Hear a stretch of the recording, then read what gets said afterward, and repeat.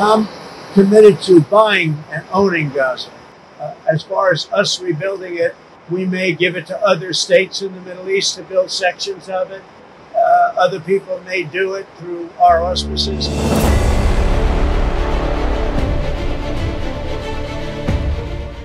কিছুদিন আগেই গাজা উপত্যকা থেকে ফিলিস্তিনিদের স্থায়ীভাবে বিতাড়িত করার হুমকি দিয়েছেন যুক্তরাষ্ট্রের প্রেসিডেন্ট ডোনাল্ড ট্রাম্প।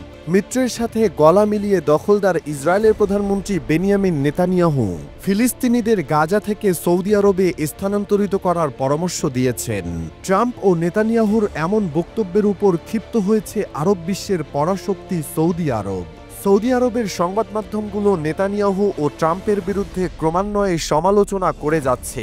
এছাড়া দেশটির সরকারও কঠোর ভাষায় বিবৃতি দিয়েছে। সবচেয়ে আকর্ষণীয় বিষয় হল ফিলিস্তিনি সশস্ত্র গোষ্ঠী হামাস, যাকে সৌদি শত্রু ও সন্ত্রাসী মনে করে, সেই হামাসের প্রতি সুর নরম করেছে তারা। 12 ফেব্রুয়ারি বুধবার এক প্রতিবেদনে এসব তথ্য জানিয়েছে মধ্যপ্রাচ্য ভিত্তিক সংবাদ মাধ্যম দ্য নিউ আরব। সংবাদ মাধ্যমটি বলেছে, আগে সৌদির সংবাদ মাধ্যমগুলো পররাষ্ট্রনীতি অনুসারে কথা বলতো, কিন্তু এখন তারা সরাসরি ইসরায়েলের বিরুদ্ধে কথা বলছে। নেতানিয়াহু যখন সৌদিতে ফিলিস্তিনিদের আলাদা রাষ্ট্র গঠনের হাস্যকর প্রস্তাব দেন, তার কিছুক্ষণ পরই কড়া ভাষায় এক বিবৃতি দেয় সৌদি পররাষ্ট্র মন্ত্রণালয়। তারা নেতানিয়াহুর প্রস্তাব নিয়ে বলে, এগুলো উগ্রবাদীদের কথা, দখলদারিত্বের চিন্তাভাবনা, যারা ফিলিস্তিন ভূখণ্ডে সেখানকার মানুষের গুরুত্বকে উপলব্ধি করতে পারে না। সৌদি পররাষ্ট্র মন্ত্রণালয় আরও বলেছে, গাজায় ইসরায়েল যে গণহত্যা ও তাদের সমূলে উৎখাতের চেষ্টা চালিয়েছে, সেখান থেকে সাধারণ মানুষের দৃষ্টি সরানোর চেষ্টা করেছেন নেতানিয়াহু। পররাষ্ট্র মন্ত্রণালয় আরও বলেছে, ফিলিস্তিনিদের তাদের ভূখণ্ডের ওপর বৈধ অধিকার রয়েছে।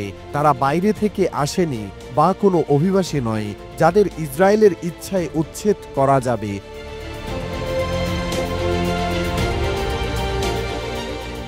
দেশটির প্রভাবশালী সংবাদ মাধ্যম আল ইখবারিয়া টিভিকে এক বিশ্লেষক বলেছেন, ইসরায়েলের সঙ্গে রাষ্ট্র শব্দটি আর যায় না, অথচ সৌদি 2 বছর আগেও ইসরায়েলের সঙ্গে কূটনৈতিক সম্পর্ক স্থাপনের চেষ্টা করেছিল। আল ইখবারিয়া নেতানিয়াহুর তীব্র সমালোচনা করে তাকে ইহুদিবাদী এবং ইহুদিবাদীর সন্তান হিসেবে অভিহিত করেছে। আরও বলেছে, দখলদারিত্বের একটি মুখ আছে, আর সেটি হলো বেনিয়ামিন নেতানিয়াহু। অপরদিকে আল আরাবিয়া নেতানিয়াহুর মানসিক স্বাস্থ্য নিয়ে প্রশ্ন তুলেছে। তারা বলেছে, হয়তো মানসিক সমস্যার কারণে নেতানিয়াহু এমন প্রস্তাব দিয়েছেন। আবার এদিকে হামাসের প্রতি দেশটির সংবাদ মাধ্যমের মনোভাবও হঠাৎ পরিবর্তন হয়ে গেছে। আগে হামাসকে সন্ত্রাসী সংগঠন হিসেবে অভিহিত করলেও গাজাবাসীদের নিয়ে হামাসের দেওয়া 2টি বিবৃতি তারা প্রকাশ করেছে। আশরাক আল আউসাত নামে একটি সংবাদ মাধ্যম হামাসের জ্যেষ্ঠ নেতা ইজ্জাত আল রিশকের বক্তব্য প্রকাশ করেছে।